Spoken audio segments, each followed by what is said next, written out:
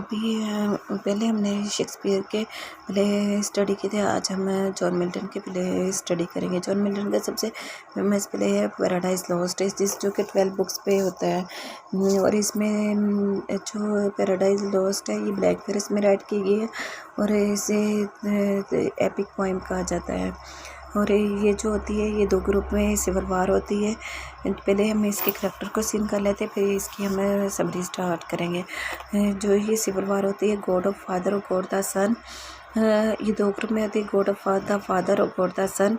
और Rafale, Michael और Adam and ewe ये एक ग्रुप होता है। और सैटर्न, बेल्जेबुल और सेनोटेथ ये दूसरा ग्रुप होता है। और इनमें जो सबसे पहले मैच द फॉल्स बताया जाता है और मैन फर्स्ट डिसओबीडियंस, मैन की पहली गलती बताई जाती है। अच्छा, फिर क्या होता है कि जब ये सिविल वार होती है तो ये दोनों, ये सैटर्न जो होता है ये गॉड द सन से जेलसी करता है, जिसकी फिर बाद में ये इन 2 ग्रुप्स में सिविल वार होती है। और ये सिविल वार होती है तो सैटर्न और बेल्जेबुल दोनों कहते हैं कि हम अर्थ में मतलब कि अपना फसाद बर्पा करेंगे और गॉड के ख़िलाफ़ अगेंस्ट फाइट करेंगे। इसी दौरान क्या होता है कि जो गॉड जो होता है वो एडम और ईव की क्रिएशन करते हैं पैराडाइज लॉस्ट में। और जब सैटर्न और बेल्जेबुल ये दोनों पे एक प्लान बनाते हैं और ये प्लान बना के ये जो होता है बेल्जेबुल होता है और सैटर्न होते हैं कि ये कहते हैं कि हमने एडम और ईव को भड़काना है। तो इससे पहले कि बार बार रफ़ाइल आता है और ऐसे एडम और ईव को समझाते हैं कि तुमने किसी के बहकावे में नहीं आना, तुमने मतलब जो अल्लाह ताला की मतलब कि गॉड ऑफ फादर की जो भी रूल्स हैं वो फॉलो करने हैं।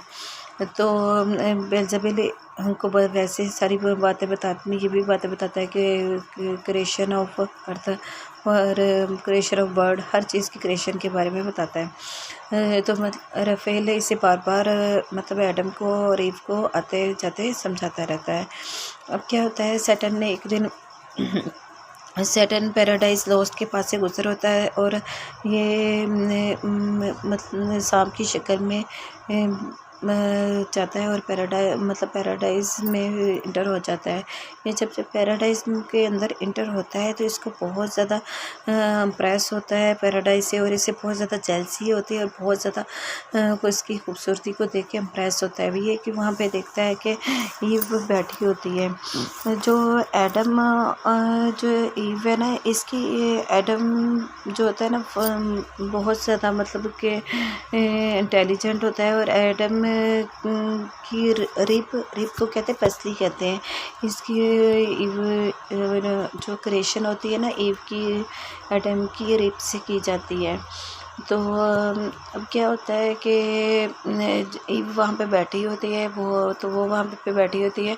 तो वहाँ पे सैटर्न आता है और सैटर्न आके कहता है कि ईव को देखता है और इससे बातें करना स्टार्ट हो जाता है।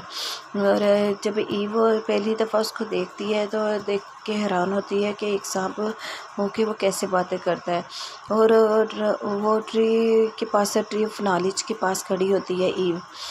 तो सैटर्न क्या करता है, चालाकी करता है और उसे कहता है कि तुम्हें पता है मेरे पास, सैटर्न क्या कहता है कि तुम्हें पता है मेरे पास ये सब कुछ कैसे नॉलेज हुआ है।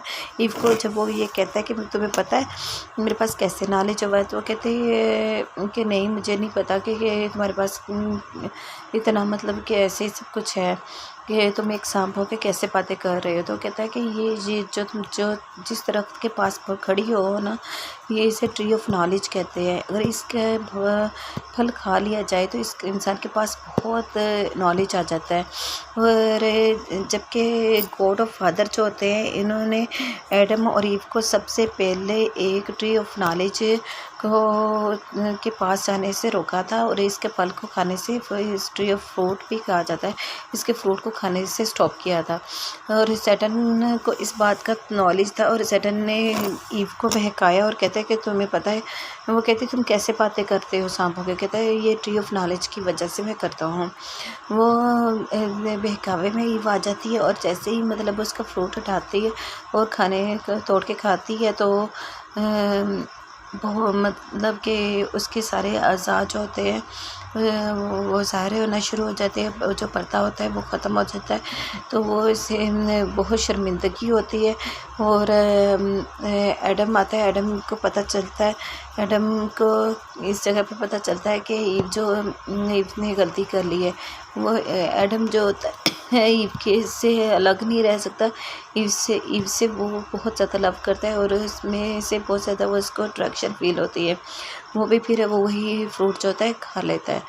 जैसे ही मतलब खाते हैं तो फिर गॉड ऑफ फादर होते हैं वो बहुत ज़्यादा नाराज़ हो जाते हैं और उन्हें फिर माइकल आता है, माइकल उन्हें बताते हैं कि अब तुम लोग इधर से जन्नत से निकाले जाओगे, पैराडाइज से निकाल दिए जाओगे। और इसी तरह फिर उसे बताता है कि इसी तरह मतलब अब सारे एक दूसरे के दुश्मन हो जाएंगे।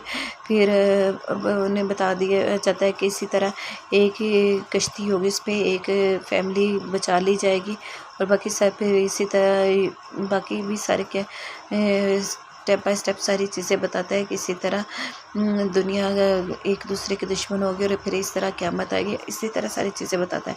जब ऐसी सारी चीज़ें बताता है और एडम को बहुत ज़्यादा दुख होता है कि हमने क्या किया, ईव को भी बहुत ज़्यादा दुख होता है। एडम और ईव दोनों माफ़ी मांगते हैं पर उनको ये पनिश दी जाती है एडम को कि तुमने ये गलती की है, अब तुम कमाओगे और मेहनत से खाओगे। और ईव को ये पनिश की जाती है कि तुम अब बच्चे पैदा करोगी और ये बच्चे पैदा करने की तकलीफ़ उठाओगी। और इसी तरह फिर वो उन्हें पैराडाइज से निकाल दिया जाता है और इसी तरह वो अपना वो मतलब कि सारा मकाम खो देते हैं। ओके, थैंक यू, अल्लाह हाफिज़। इसी तरह हमारी स्टोरी ख़त्म हो जाती है।